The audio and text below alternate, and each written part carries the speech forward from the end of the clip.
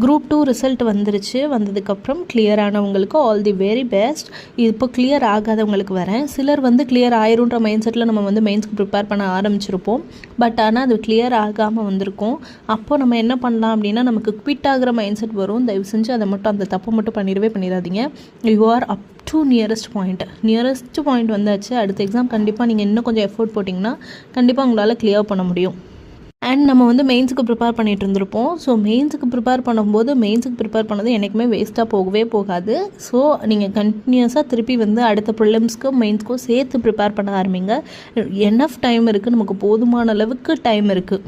So நம்ம ரெண்டுக்கும் சேர்த்து நம்ம ப்ரிப்பேர் பண்ணும்போது நமக்கு கடைசி நேரம் ரஷ் வந்து இருக்காது. ஓகே, இன்கேஸ் அடுத்த தடவை உங்களுக்கு வேக்கன்சி ஜாஸ்தி வர்றதுக்கு வாய்ப்பு இருக்கலாம். ஸோ அடுத்த எக்ஸாமில் உங்களால் கண்டிப்பாக கிளியர் பண்ண முடியும். தயவு செஞ்சு குவிட் மட்டும் பண்ணலான்ற மைண்ட் செட் வந்துடாதீங்க. உங்களுக்கு ஏதாவது கிளாரிஃபிகேஷன் தேவைப்பட்டுச்சு அப்படின்னா kindly feel free to comment. And மறக்காமல் நம்ம சேனலுக்கு சப்ஸ்கிரைப் பண்ணிடுங்க.